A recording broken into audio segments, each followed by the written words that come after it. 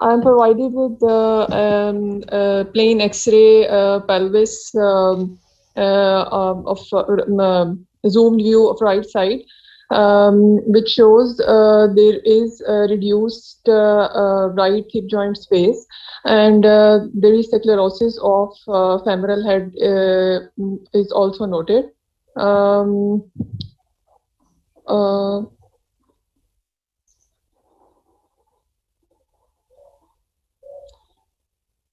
there is a reduced size of femoral head.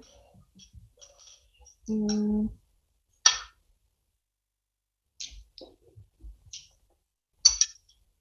However, no cortical break is seen. Uh, Cortical thickening is noted along the diaphysis of the femur. Mm.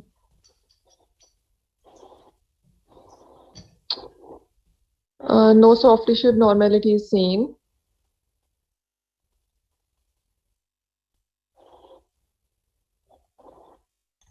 This is projectional. You can ignore this.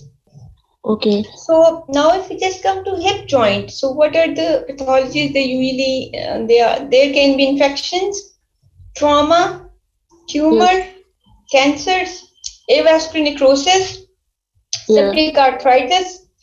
So because this is almost 35-40 years, the date of birth is written here, 35-40 years old patient, so male patient, and we are looking at unilateral hip. So then there are features, differentiating features of all these topics I have just mentioned. So what do you now, if you look at this, so you can just see that this cortex, like from here, here till here, it is clearly seen. But this area, it's not pencil sharp. The cortex should be pencil sharp in a Okay. young 35-year-old patient. And it's flattened and it's not pencil sharp, then we see some bizarre lucent areas here, and then another rounded area here.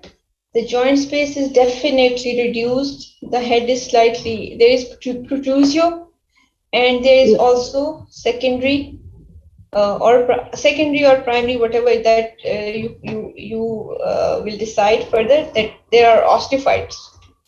So if we see one hip joint with reduced joint space, with erosion of the cortex, with a rounded area here and few other patchy areas here, so what do you think what it could be?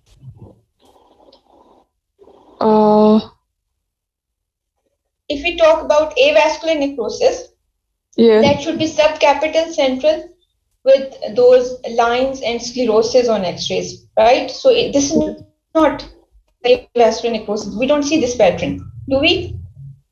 No. You agree? No, right? So if we see rheumatoid arthritis, again we don't see these larger lesions, and you even if you think it is, you will ask for this other X-ray. So, but given the unilateral X-ray and this appearance and reduce and the lytic lucent areas, don't you think infection can be a possibility? And you should think about, in lines of infection, you should talk to the examiner to ask for any fever or lab findings, and you proceed further with this case. What else you want to do? How else you proceed? What do you want to do? If you are in a smaller setup, then you can do ultrasound to look for joint effusion and aspiration and diagnosis. And if it is you are in a bigger setup, you can always go for the MRI, because young patient, you don't want him to lose his hip joint with limping for the remaining life. So our job is really important, and that's why we all try to assess carefully so that you practice safe afterwards, right? Okay, ma'am. So just a moment, let me take a call. It's from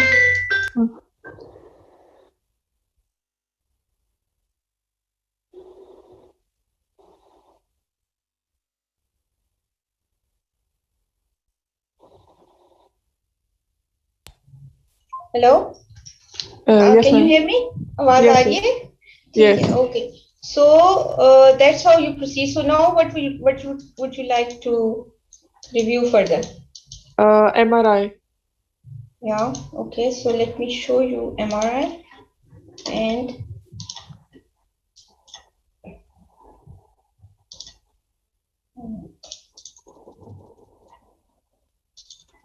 bore हो गए थक गए No, ma'am.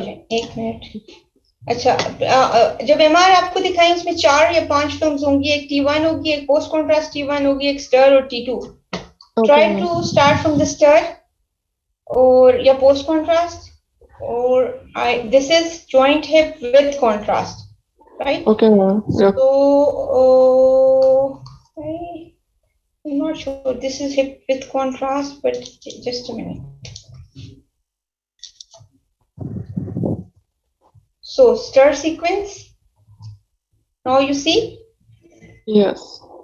it's the capsule Hyperintense. is thick yeah Yes. okay describe please Hyperintense signals are seen in the right hip joint space and femoral head with irregularity of femoral head superiorly.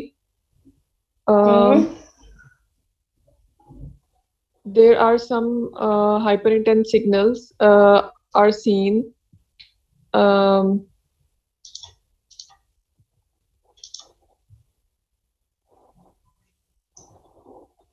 So in this is post contrast. You would say okay. synovium shows edema Yes, and also there are fluid filled areas in the cavity. femoral head.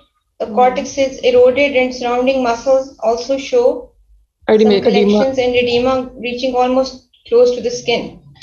So this was actually long standing tuberculosis or pyogenic, I don't remember, but it was septic arthritis, infective arthritis with Okay, ma'am. abscesses. So you can see these large peripherally enhancing abscesses, right?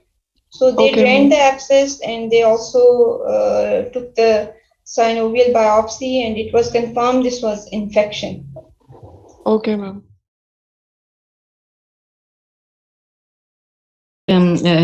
X-ray right hip joint, X-ray right femur, including hip joint, hip and knee joints, in which I can appreciate that there is large soft tissue mass and noted in the mid diaphyseal region, in the lower half, more so on the lower half of the femur.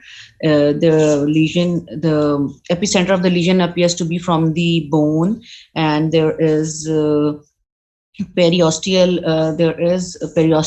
sunburst type of periosteal reaction can be appreciated from the bilateral cortices with the surrounding soft tissue mass. In the visualized, I can also see the lesion has a wide zone of transition.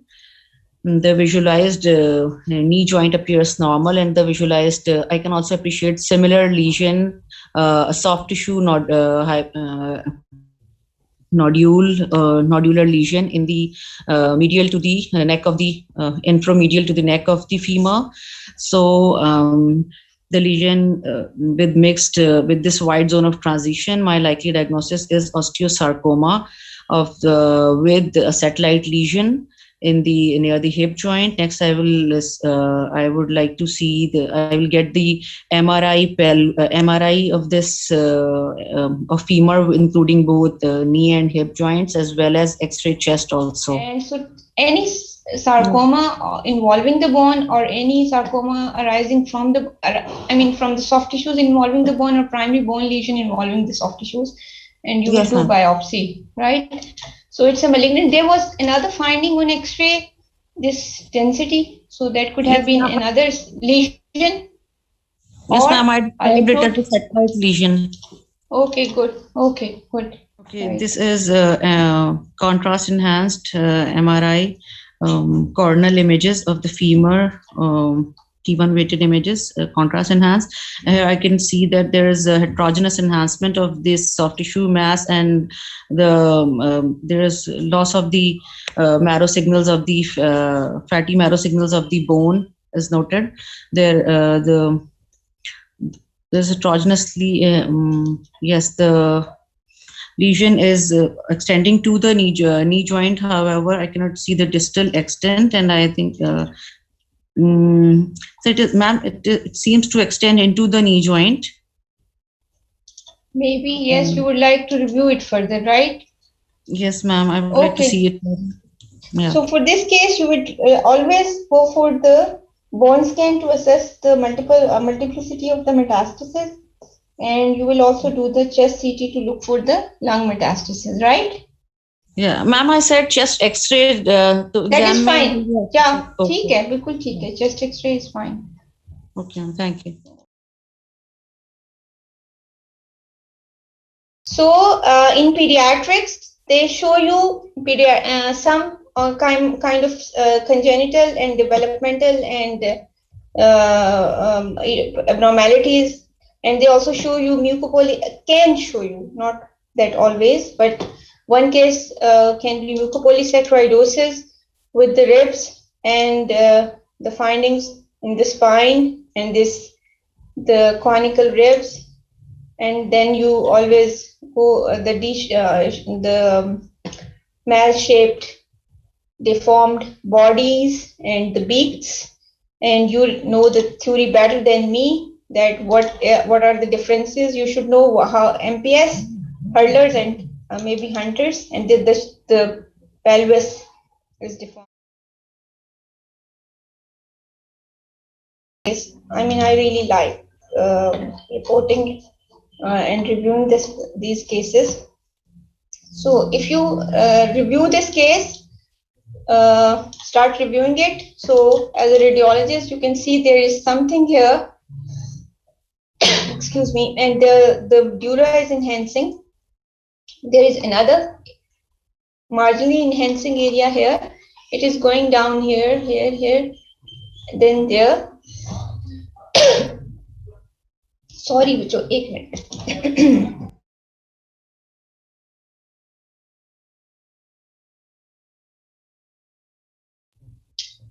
जब आपको ऐसी चीज नजर आए तो आपने हमेशा उसको बोन विंडो करके देखना है कि यहाँ कहीं बोन की इरोजन तो नहीं है. फिर साइनसिस को देखना है कि साइनसिस से इन्फेक्शन अंदर आके और ब्रेन में कोई एब्सेस तो नहीं बनी हुई, और उसके साथ सबड्यूरल एम्पाइमा. जरूरी नहीं है कि साइनसिस से आए. कुछ पेशेंट्स में जैसे कार्डियक बच्चे जो होते हैं जिनमें कार्डियक डिफेक्ट्स होते हैं, वो ब्रेन एब्सेस के साथ प्रेजेंट करते हैं. और इस पे यहाँ पे फिर ये उसी पेशेंट का एमआई है, brain abscess and subdural empyema. I think ये फॉलोअप स्कैन था और इसके साइनसेस क्लीन किए थे, और ये मेन सोर्स जो प्राइमरी थी वो साइनसेस से ही थी. उसके बाद जो अगला केस है, थोड़ा सा मैं जल्दी शायद जा रही हूँ, कुछ लोगों को लगेगा कि समझ नहीं आई, मैं दोबारा दिखा देती हूँ. ये एब्सेस, ये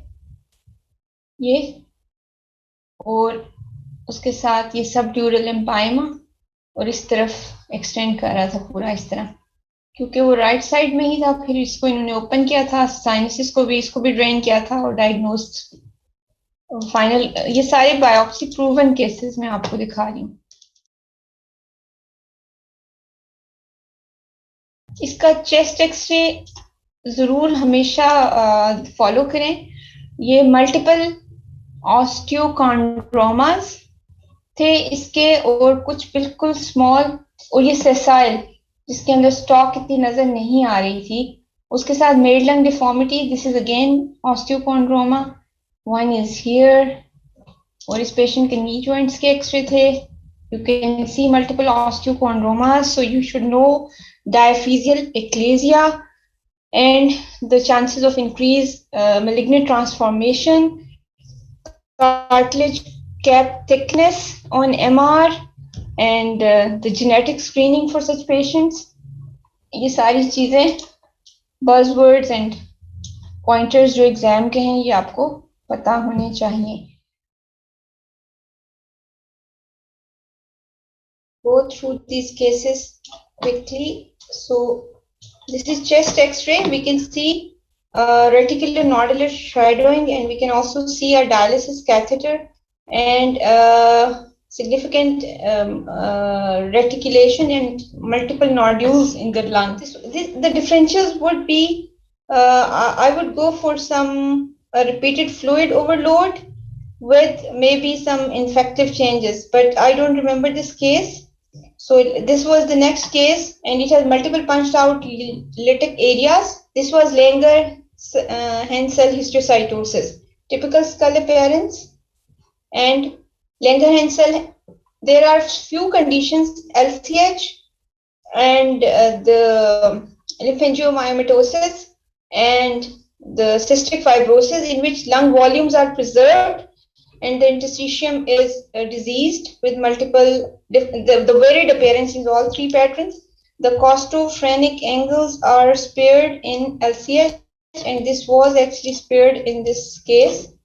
And there were multiple, we can see that there is reticular nodular shadowing. And then we did this, I also have the CT scan of this patient. This was the collapsed vertebra, which is also one of the spectrum of this disease. And then nodules, some of these nodules are solid, the others are cavitating.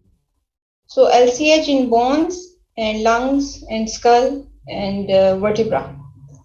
And you all know that thyroid ophthalmopathy and orbital cellulitis, and you should know how to differentiate in which condition tendons are spared, in which condition is bilateral symmetrical, and so you should know the differences and the imaging appearance.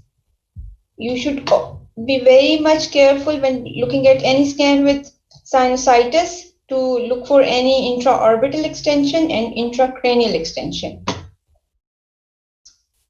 Orbital lesion, this is a hemangioma with early post-contrast and delayed. Please just don't think that they will show you this small focal images. These are from internet. The previous cases were my own collection from the department. So retinoblastoma, and what is bilateral, what is trilateral, and how do we identify on CT and MR. Melanoma, and how do we, these are spot films which can be shown. So retropharyngeal abscess and fluid collection, marginal enhancement. This is the definition of abscess. And then you will always look for bone window. This space is narrowed. So we'll go for MR. We try to always evaluate for epidural component, because that is most crucial to diagnose and treat to avoid spinal cord compression and resultant damage to the movements with resultant quadriplegia or paraplegia. So bilateral lacrimal glands, if enlarged, lymphoma is a possibility. If you see anything hyperdense on CT, like this area here, again the lymphoma. Look at this: corpus callosum, pericallosal, lacrimal glands. So lymphoma is a possible diagnosis. This cannot be abscess, this cannot be tuberculosis, this cannot be infection. Gliomas are not hyperdense on non-contrast CT, although you still can keep some differential, but the first diagnosis would be lymphoma given the hyperdensity. They also show the sinus disease with Potts-Puffy tumor with the intracranial but extracerebral collection, and the soft tissue abscess in the forehead region. So I don't know, I just can't move it. So this is right mastoiditis,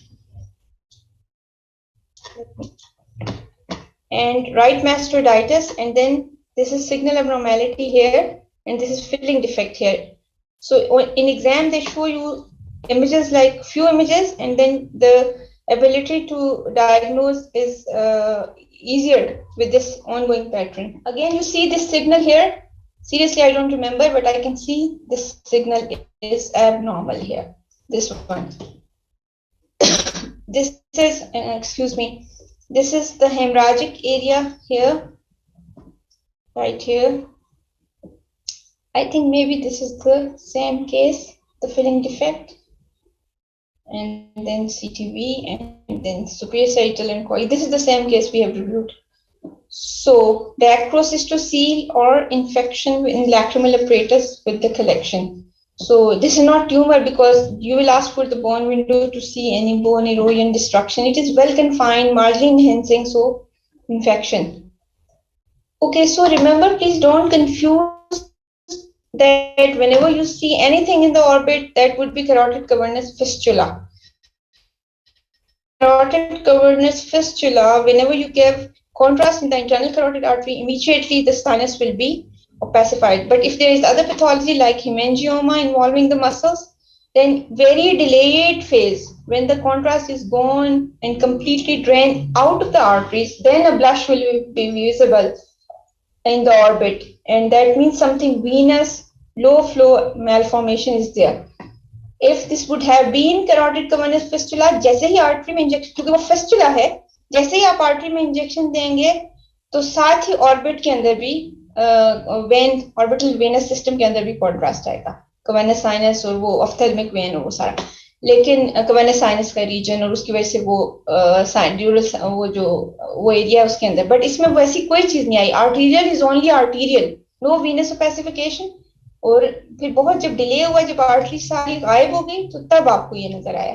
तो हमेशा logically तो सोचें कि हम कौन सी phase imaging की देख रहे हैं.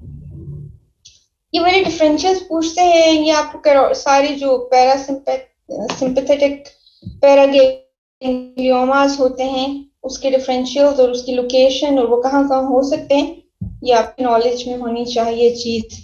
और इसमें जो ब्रेकियल क्लेफ्ट सिस्ट्स होती हैं वो भी, साइनोसाइटिस और उसकी इंट्राक्रेनियल एक्सटेंशन, इंट्राऑर्बिटल एक्सटेंशन, अभी पहले भी मैंने आपको दिखाए केसेस. बस ये स्पॉट डायग्नोसिस बहुत ही रेयरली कोई दिखाएगा. इसमें सुपीरियर डिसलोकेशन की बायलैटरल होमोसिस्टीन यूरिया में होती है, एक दो और कुछ कंजेनिटल चीजों के अंदर. ये बस दो चार इंटरेस्टिंग केसेस रह गए हैं, ये प्लीज गौर से देखें. इसमें आपको स्पेक्ल्ड पेरेंट्स आ रही है, T1 पे हाई सिग्नल हेमरेज का होता है, जैसे डॉट्स नजर आ रहे हैं. ये आपको हाई सिग्नल ब्लशेस नजर आ रहे हैं और एक राउंडेड सिलेशन नजर आ रही है. ये पोस्ट कॉन्ट्रास्ट पे थोड़ा इनहेंस किया है इसने. और उसके बाद जब आप आगे जाएंगे, ये पोस्ट कॉन्ट्रास्ट ही चल रहे हैं. T2 पे ऐसे डॉट्स हैं मल्टीपल हेमरेजेस के, और पेरिफेरी पे भी थोड़ी हेमोसिड्रीन है, राउंडेड सिलेशन है. यूजुअली जो जॉइंट कवर्नोमास होते हैं वो इस तरह नजर आते हैं, और उनके साथ हेमरेज फिर नजर आता है. This is another patient, a rounded lesion here. This is T2. Again, a rounded lesion here with another signal here. This is bright lesion, brighter component on T2. And there are some low signal in the frontal lobes floating. And this is T1. Look at the signal of this lesion and look at the signal of fat. Look at the signal of this lesion, look at the droplets of the fat, and look at the signal of this fat. So if you are confused, just try to look at the normal structures and compare the signal with that area. So that this is fat and fat. And this is the CT scan of same patient. And this was a giant dermoid, ruptured dermoid with fat floating in the frontal horns. And then also speckles, droplets of fat, this in the brain. There is some other here. This is again this signal similar to this. So this is small lipoma in the ambient cistern. Sorry, there is another lesion in the prepontine and right CP angle cistern. The diffusion weighted images show restricted diffusion, bright and low, bright and low. And this is CSF signal on T1. Sorry for a flat and bizarre shaped image. stretched wrongly by technician. So this is another the T2 CSF signal. So T1 CSF, T2 CSF, flare was also CSF but restricted diffusion. This was epidermoid cyst. ये अभी वाले जो cases हैं सारे ये आपको मैं अपने department की collection दिखा रही हूँ. So this was a patient with diffusion abnormality in extensive periventricular subcortical white matter with restricted areas and the mental retardation and fits. So this was extensive leukodystrophy and because this was active, the myelination process was the process of leukodystrophy was active. So post-contrast enhancement and diffusion abnormality was visible. So if I have reviewed some literature and the cases were reported with some active dysmyelination going on with restriction on diffusion and post-contrast enhancement. Is that is shown in this case? I think metachromatic. Do you agree? I think because usually it's so it tigroid and that pattern was not visible, but because of the involvement of all the lobes and subcortical periventricle, because the adreno is posteriorly, and in Canovans and Alexanders you have the head enlargement which was not present in this case. So in the Krabbe's or something, I don't know how we pronounce that. That is usually in the basal ganglia. So we suggested them likely metachromatic. Okay.